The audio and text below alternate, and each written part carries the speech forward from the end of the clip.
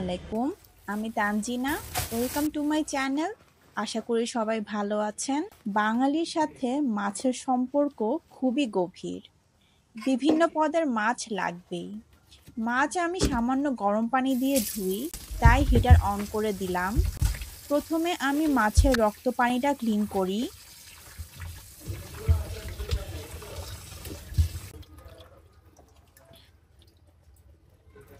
তারপর মাছের আঁশটা ক্লিন করি। আসলে বাজার থেকে ক্লিন করে আনলেও মাঝে মাঝে আঁশটা কিন্তু রয়ে যায়।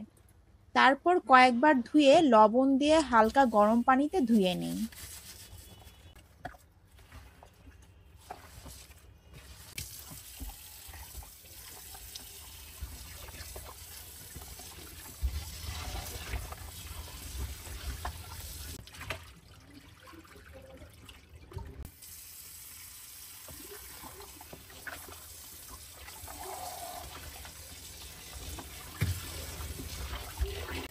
স্ট্রেনারে রেখে দিব এক্সট্রা পানিটা পড়ে যাওয়ার জন্য।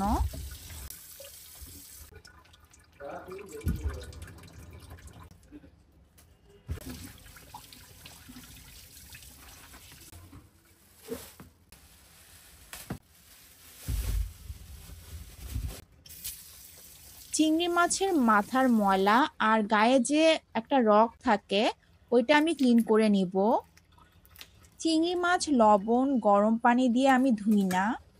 পাবদা মাছ একটু পিছলা টাইপ মাছ, তাই কয়েকবার লবণ দিয়ে হালকা গরম পানি দিয়ে ধুয়ে নিই।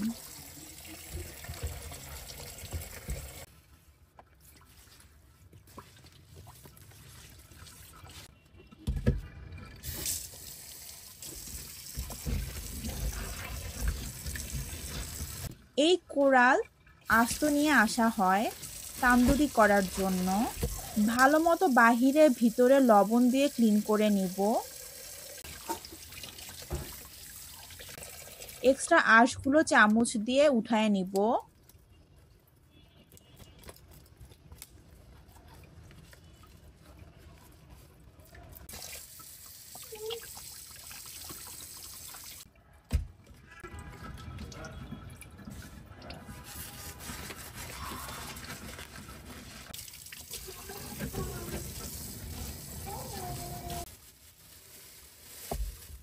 মাছের ডিম আমি লবণ আর হালকা গরম পানি দিয়ে ধুয়ে রাখি।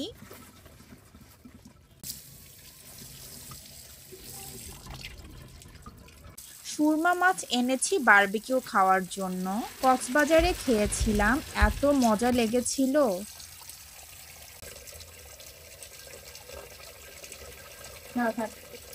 ছোট গুড়া মাছ আমি প্রথমে বেছে নেই, যদি এক্সট্রা কোনো ময়লা পাতা থাকে সেগুলো ফেলে দেই। তারপর স্ট্রেনারে ঘষে ঘষে ধুয়ে নেই। এইভাবে গুড়া মাছ খুব তাড়াতাড়ি ক্লিন করা যায়। মাংস ধোয়ার জন্য বেসিনটা ভালোভাবে সাবান দিয়ে ধুয়ে নিব।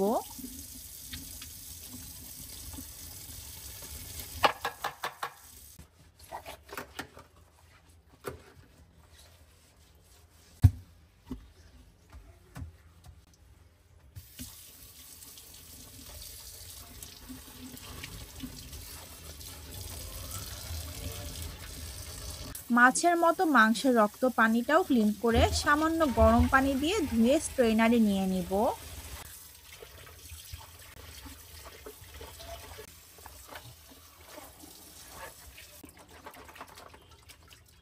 আমি মাছ মাংস ছোট বড় মিডিয়াম সাইজের বক্সে রাখি। এই বক্সগুলো আমি নিউ মার্কেট থেকে কিনেছি। ছোট বক্সে আমি ছোট মাছ রাখি। আসলে আমার একবেলা যতটুকু মাছ লাগে আর কি।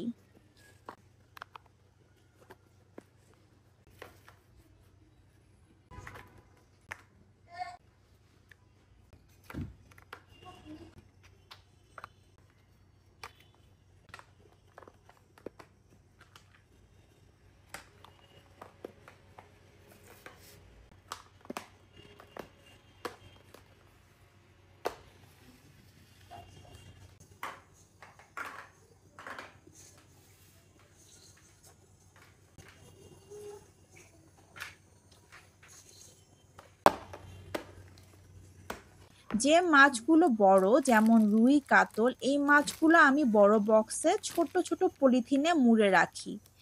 এতে করে বের করতে বেশ সুবিধা হয়। অনেকভাবে মাছ রাখার পর আমার এইভাবে বড় মাছ রাখাটা বেশি সুবিধার মনে হয়।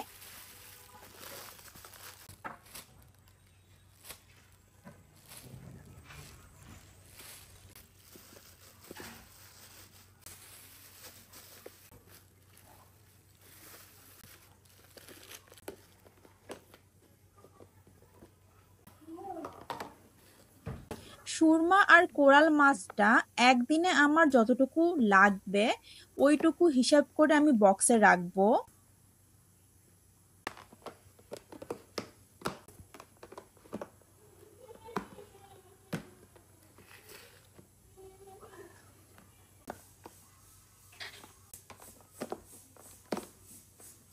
পাবদা মাছের মতো লম্বা মাছ আমি ছড়ানো বক্সে রাখবো।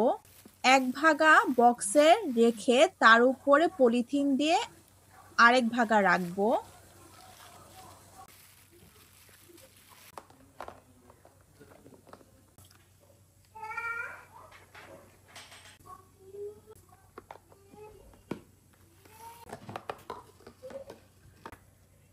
মুরগির মাংস আমি একইভাবে বক্সে স্টোর করব।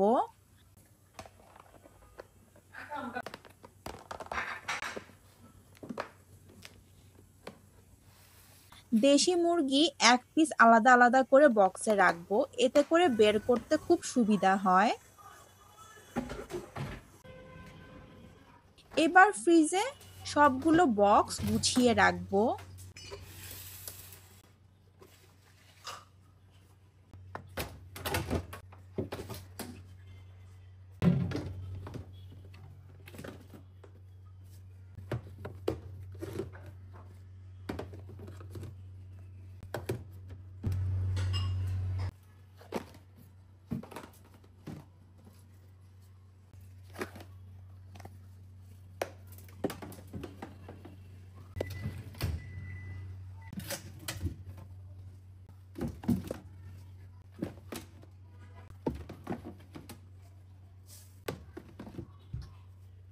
বক্সে রাখলে ফ্রিজটা যে কি পরিমাণ ক্লিন থাকে সেটা আসলেই যারা রাখে তারাই জানে।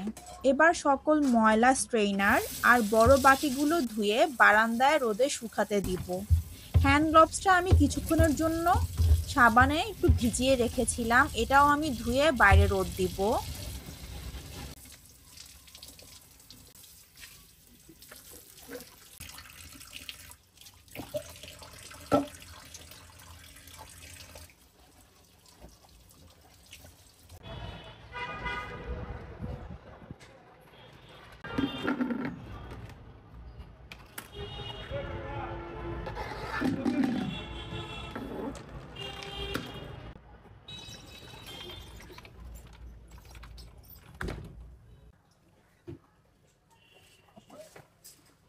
এবার বেসিনের আশেপাশে ভালো মতো ক্লিন করব।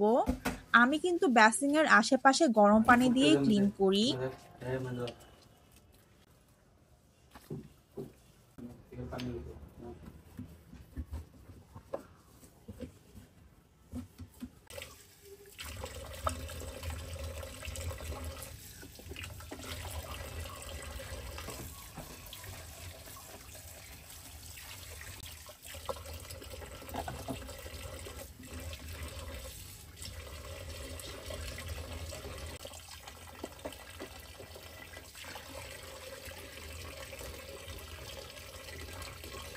লাস্টে আবার স্প্রে করে শুকনো কাপড় দিয়ে মুছে নিব।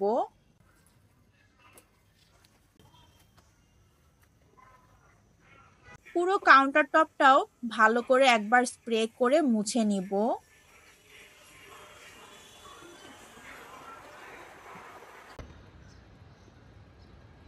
রান্নাঘর, ডাইনিং রুম আর গেস্ট রুমের জন্য ব্লাইন্ডস অর্ডার করেছিলাম। প্রায় অনেক দিন হলো। যারা আমাকে ফেসবুকে দেখেন তারা জানবেন। আজ বিকেলে অ্যাটাচ করতে এসেছিল। রান্নাঘরে ব্ল্যাক আউট হবে এমন ম্যাটেরিয়াল ইউজ করেছিলাম। ডাইনিং আর গেস্ট রুমে ব্ল্যাকআউট আর আলো দুইটিই করা যাবে এমন ম্যাটেরিয়াল ইউজ করেছিলাম। রাতের জন্য আজ রান্না করব কোরাল মাছের তান্দুরি। একটা মশলা বানাবো। 1 টেবিল চামচ জিরা, সামান্য জয়ফল, 1 পিস জয়ত্রী, 2টা লং পেপারকর্ন, আসলে এটার বাংলা কি নাম আমি সঠিক জানি না, 2-3 পিস লং, ছোট 1 পিস দারচিনি, 1 টেবিল চামচ ধনিয়া নিয়ে নিব একটা প্লেটে। মশলাগুলো হালকা গরম করে নিব, ভাজা যাবে না।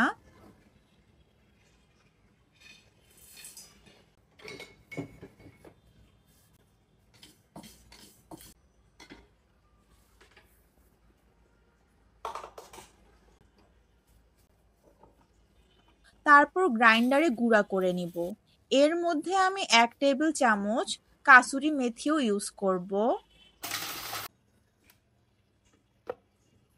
এই মিশ্রণে এখন আমি আদা, রসুন কুচি, 2 পিস কাঁচামরিচ একসাথে ব্লেন্ড করে নিব। মাছটা আমি বড় বক্সে নিব যাতে মেরিনেট করার জন্য ফ্রিজে রাখা যায়। বানানো মশলা মাছের উপরে দিয়ে দিব। তারপর মরিচ গুঁড়া, হলুদ গুঁড়া, টক দই, সরিষার তেল দিয়ে ভালোমতো মাছে মাখিয়ে আধা ঘন্টার জন্য ফ্রিজে রাখবো।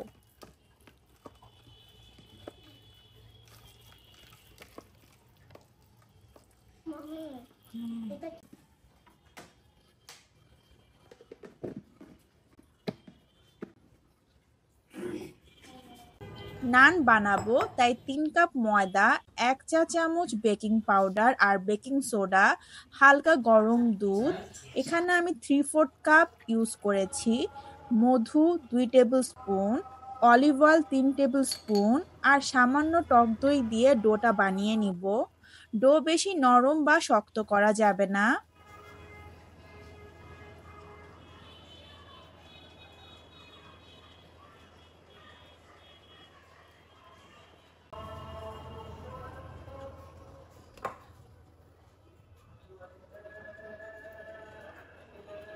এবার মাছটাকে ওভেনে দিয়ে দিব। 250 ডিগ্রি সেলসিয়াসে আধা ঘন্টার জন্য বেক করব।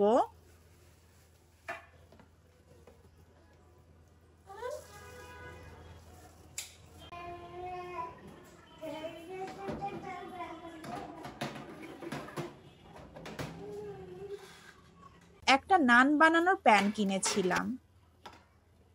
এই প্যান দিয়ে নাকি নান বানানো যায়। কিউরিওসিটি থেকে আমি অর্ডারও করেছিলাম। প্রথমে প্রিহিট করার জন্য চুলায় দিয়ে রাখবো।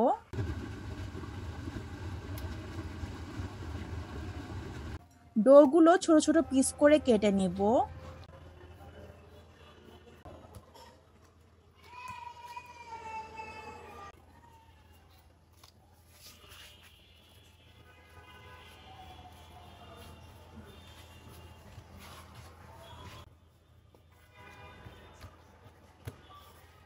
তারপর বেলে নিয়ে রসুন আর ধনেপাতা কুচি উপরে দিয়ে সামান্য বেলে নিব। তারপর রুটি উল্টিয়ে পানি ব্রাশ করে প্যানটার উপরে দিয়ে দিব।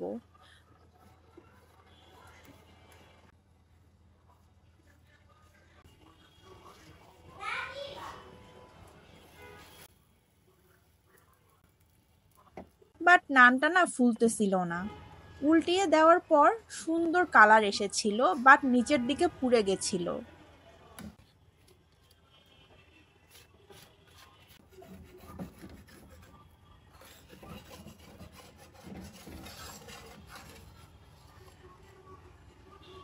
সেকেন্ড বার তাওয়াটার অপোজিট সাইডে দিয়েছিলাম রুটিটা, বাট সেই একই অবস্থা ছিল।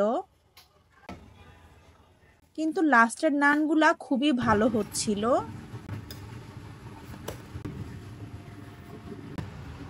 আসলে উল্টিয়ে প্যান ঘুরিয়ে রান্না করে নিতে হবে। এইভাবে করলে নানটা চারদিকে ভালো মতো রান্না হয়।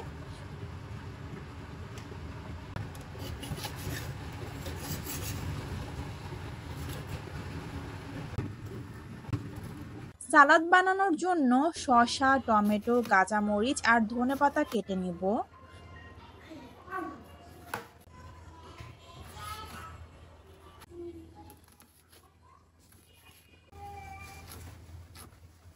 তারপর চিলি সস, সেসিমি সিড, ভাজা পিনাট আর সরিষার তেল আর স্পাইসি হট সসটা দিয়ে ভালো মতো মিক্স করে নেব। এই ছিল আমার আজকের ভিডিও। যারা শেষ পর্যন্ত দেখলেন তাদের অসংখ্য ধন্যবাদ। ইনশাল্লাহ সামনের বৃহস্পতিবার নিয়ে আসবো আপনাদের জন্য নতুন কোনো ভিডিও। সেই পর্যন্ত সবাই ভালো থাকবেন। আল্লাহ হাফেজ।